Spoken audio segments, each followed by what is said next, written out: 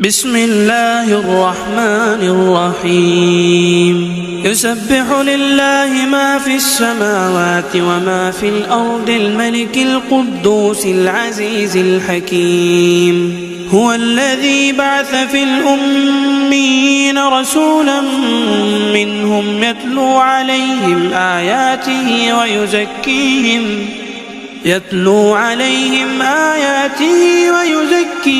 ويعلمهم الكتاب والحكمة وإن كانوا من قبل لفي ضلال مبين وآخرين منهم لما يلحقوا بهم وهو العزيز الحكيم ذلك فضل الله يؤتيه من يشاء والله ذو الفضل العظيم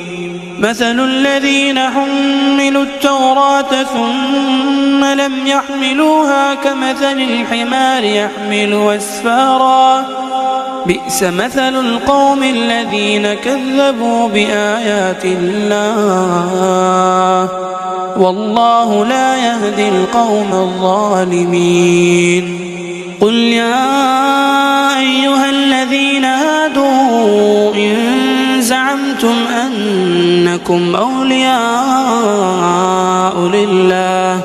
أنكم أولياء لله من دون الناس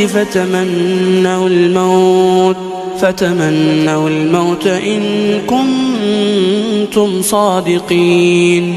ولا يتمنونه أبدا بما قدمت أيديهم والله عليم بالظالمين قل إن الموت الذي تفرون منه فإنه ملاقيكم ثم تردون إلى عالم الغيب والشهادة فينبئكم بما كنتم تعملون يا أيها الذين آمنوا إذا نودي للصلاة من يوم الجمعة فاسعوا إلى ذكر الله وذروا البيع ذلكم خير لكم إن كنتم تعلمون فإذا قضيت الصلاة فانتشروا في الأرض وابتغوا من فضل